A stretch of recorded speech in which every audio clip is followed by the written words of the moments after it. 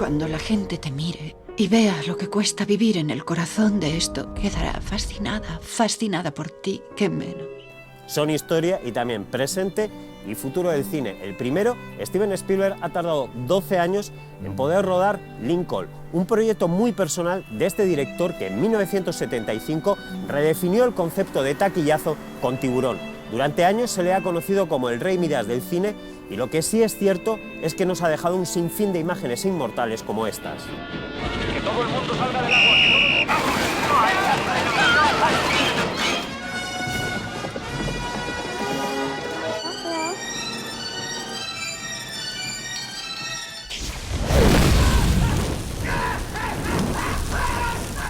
Plus vite! Más deprisa. Qu'est-ce qui se passe? Allez, allez!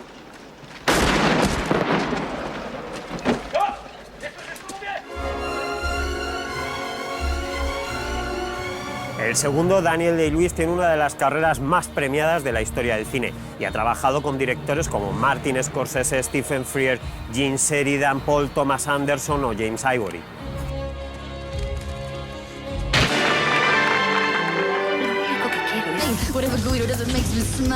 ¿Sus dos últimas películas han sido un fiasco? ¿Es que ya se le han acabado las ideas?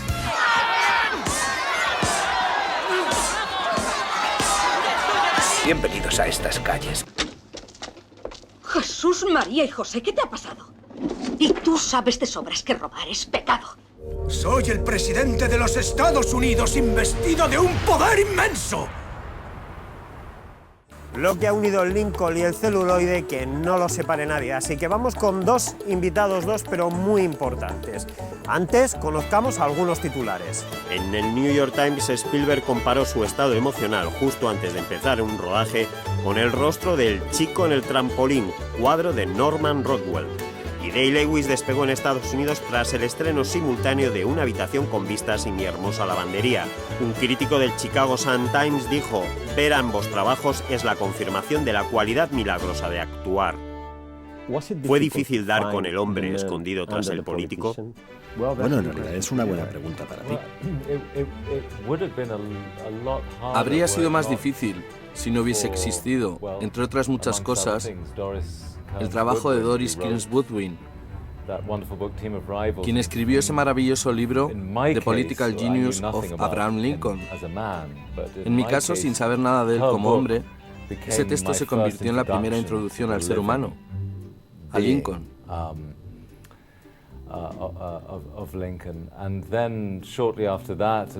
Poco después, cuando empecé a investigar su vida de forma más profunda, descubrí que es numerosa la cantidad de testimonios personales de gente que conoció a Lincoln muy bien.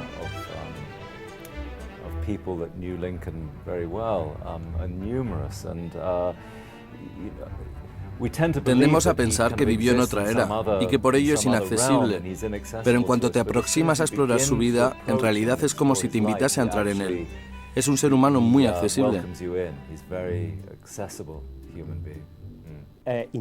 Dentro de 2 años será el centenario del nacimiento de una nación, David Ward Griffith.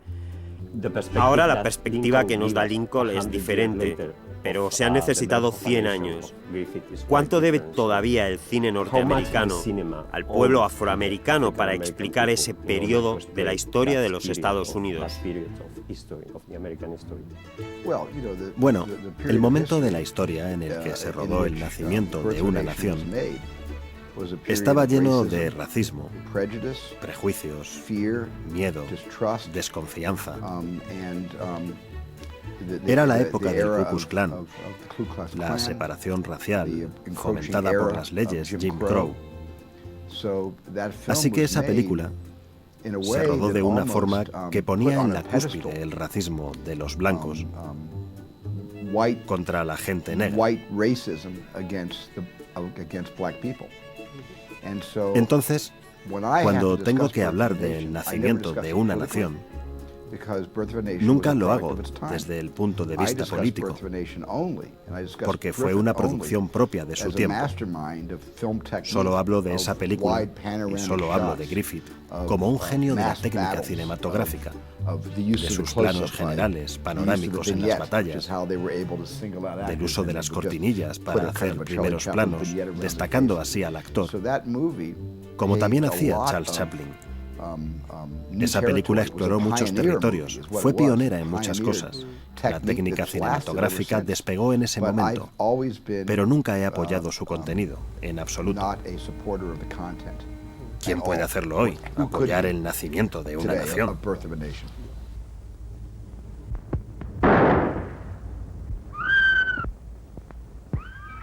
Comenzó rodando cortos en Super 8 y dirigió a toda una estrella, Joan Crawford, cuando tenía apenas 25 años. Además, ha escrito guiones y, sobre todo, produce. Son algunos datos sobre Steven Spielberg. Conozcamos más.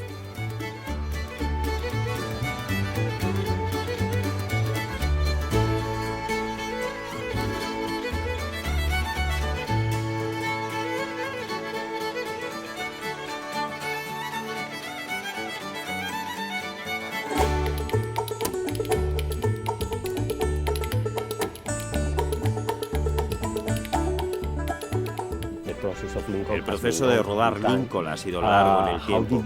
Me pregunto cómo han hecho para... Leer, mucha lectura. Leyendo. Durante los años en los que Tony Kastner, el guionista, y Steven trabajaron en el proyecto, mucho antes de que me incorporase al mismo. Luego los tres, como equipo, seguimos trabajando durante un año mientras Tony iba dando la forma final al guión. Y esa parte fue muy importante, porque la idea cambió sustancialmente. Los cimientos del mismo eran extraordinarios, y su esencia permanece en las páginas. Se reconocen aún los hechos y los personajes. Pero en términos tanto de estructura como de algunas de las escenas más importantes, cambiaron mucho en ese tiempo. El Congreso no debe declarar iguales a aquellos que Dios ha creado desiguales. ¿Quieres que la Cámara apruebe la enmienda que aboliría la esclavitud? Nadie es tan querido como tú por el pueblo. No malgastes ese poder. El guión inicial que escribió Tony tenía 550 páginas. Era imposible de hacer. Y cada una de ellas era una delicatessen, un sueño hecho realidad. Pero no podía resumir más de 500 páginas en una película de 2 horas y media. Así que decidimos concentrarnos en un aspecto de la vida de Lincoln con el que todos pudiésemos identificarnos, que mostrase su grandeza y su humanidad. Y eso lo encontramos en la lucha en la Cámara de Representantes para conseguir que aceptasen una enmienda en la Constitución para abolir la esclavitud. Ese era nuestro objetivo. Piensen cuántos chicos morirán si no se firma la paz. No puedo acabar con la guerra hasta que logremos curarnos de la esclavitud. Esta enmienda es la cura. Pero hasta que Daniel no entró en el reparto, no había Lincoln posible. Había un personaje llamado así, acompañado de una investigación para darle forma. Pero hasta que Daniel no aceptó, no podía visualizar la película. La primera vez que dijo, estoy con vosotros con todas las consecuencias, con Tony y conmigo, fue cuando empecé a imaginar cómo iba a ser la película. Soy el presidente, investido de un poder inmenso. De hecho, mientras oía, me venía a la mente una frase, creo que de John Ford. Decía que el 90% del éxito de una película era un buen reparto. ¿Está de acuerdo? Porque visualizó Lincoln cuando... Depende de cada película. A veces el 90% de una película es la cámara, o son los efectos especiales. No hay una norma que sirva para cada largometraje. Pero con Lincoln no habría habido película sin Daniel. No habría habido película sin el reparto. Lo más importante, tras acabar el guión, fue elaborar el reparto. 145 personajes con frase. Es el reparto más grande de mi carrera. No había tenido tantos personajes en ninguna película. Algo que me ha gustado de Lincoln es el humor que hay, que es algo habitual en sus películas, incluso en las más dramáticas. Siempre encuentra lugar para el humor. ¿Cómo se las ha apañado en este caso? Es importante, y no solo como recurso, también para dar un descanso a la gente durante un drama. ¡Marion!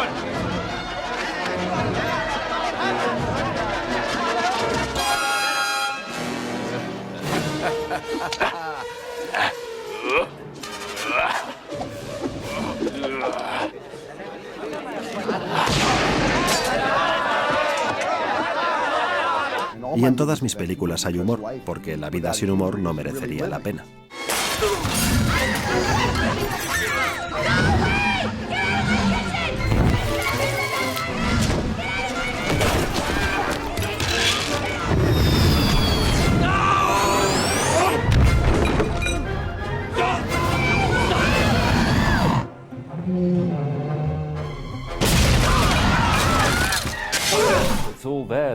Todo está ahí para quien quiera descubrirlo.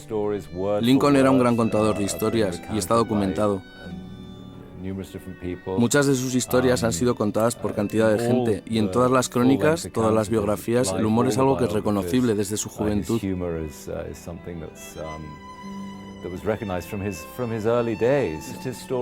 Pero también utilizaba estas historias como parábolas. Las usaba de forma ilustrativa.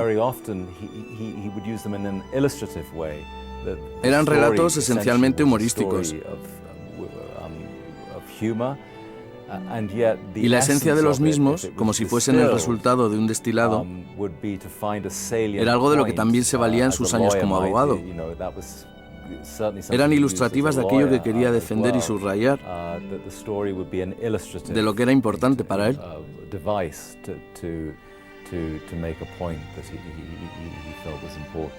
Nunca confié en el presidente, nunca he confiado en nadie. El Congreso no debe declarar iguales a aquellos que Dios ha creado desiguales. No estará sugiriendo la esclavitud, señor.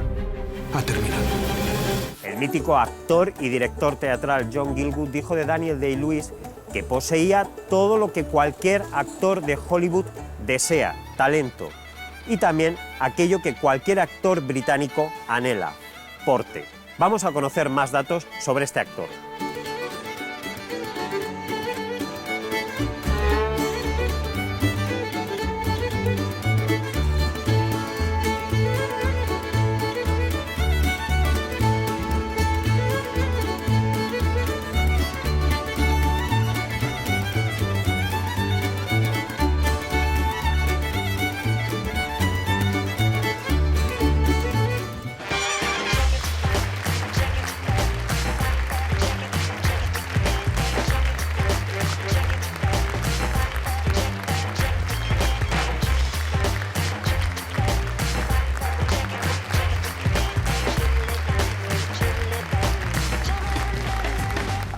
Canal Plus retransmite los Oscar aquí en España y tengo que preguntarles por ello, sobre las nominaciones. ¿Cómo se sienten? Estamos muy contentos. Nos han dado una nominación por cada año que ha costado hacer la película. 12 nominaciones, 12 años, literalmente. Una por cada año que nos ha costado dar vida a Lincoln en la pantalla. Me gustaría preguntarle, señor Spielberg, por algo.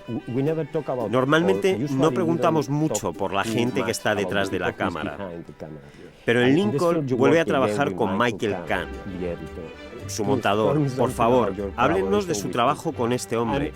Y también es una pregunta para ti, Daniel, porque hablamos del montaje como un proceso ajeno a la interpretación, y no creo que sea así. ¿Qué me podéis contar? Nunca les mencionamos, y es una pena. Michael Kahn y yo trabajamos juntos desde Encuentros en la tercera fase. Se estrenó en 1977, así que trabajamos juntos desde un año antes. Es mi único montador, excepto N.T., porque estaba montando una película que producía, Poltergeist, y no podía simultanearlo. Somos como hermanos, íbamos a los Boy Scouts. Nuestros padres nos criaron y educaron con valores similares, y le siento como el hermano que no tuve. Tengo 3 hermanas y ningún hermano, siempre se lo he dicho. Michael, eres el hermano que nunca tuve. Hemos sido uña y carne todos estos años. No podría trabajar sin él. Es una fuerza de la naturaleza. Pero en una película como Lincoln, sus habilidades como montador son más evidentes, aunque es una película de diálogos y no una de acción como En busca del arca perdida.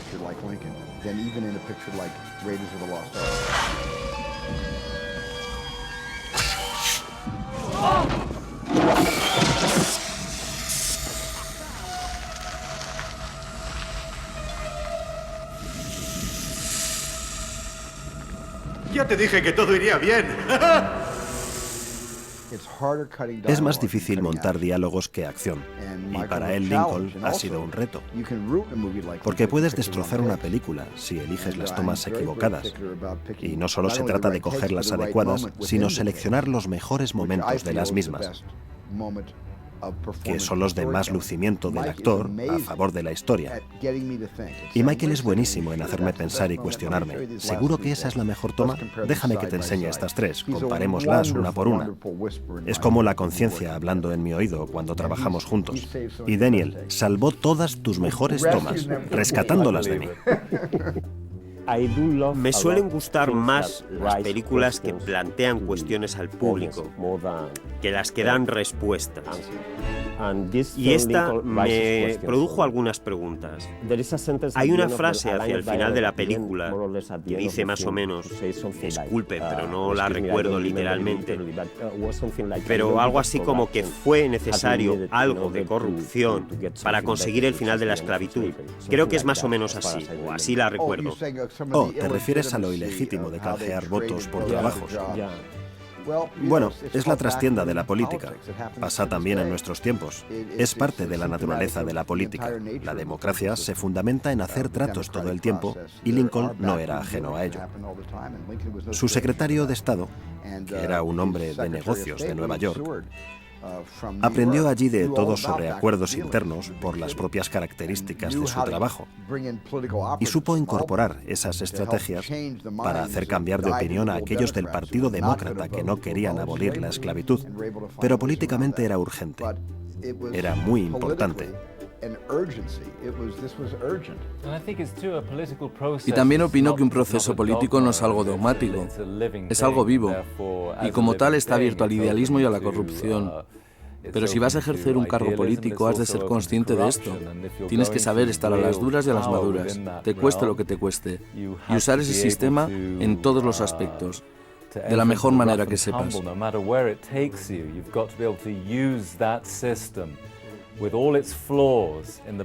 Lo más duro es la forma de autocontrolarse, porque mucha gente con poder a veces se vuelven corruptos, y eso es lo más difícil, controlarse.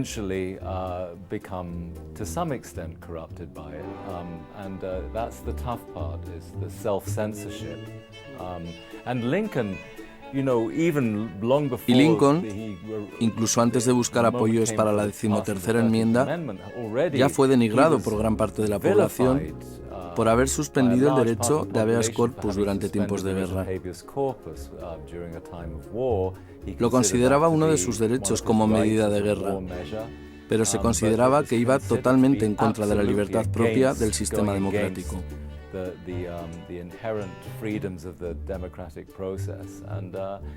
Pero él consideraba necesario hacerlo, y a veces los políticos tienen que tomar decisiones duras y asumir las consecuencias cuando se equivocan. Tenemos garantizada la derrota en la votación. La esclavitud, señor, ha terminado. Daniel Day-Lewis no quiso trabajar ni en El Señor de los Anillos ni en Terminator, como también rechazó el papel de Lincoln en más de una ocasión, un trabajo que sin embargo le está reportando tanto a él como a Steven Spielberg un sinfín de parabienes. Podemos decir que ambos son leyendas del cine, pero sería solamente una media verdad. ¿Por qué? Porque ambos comparten ese aura mítica, pero también es cierto que los dos tienen un brillante futuro por delante.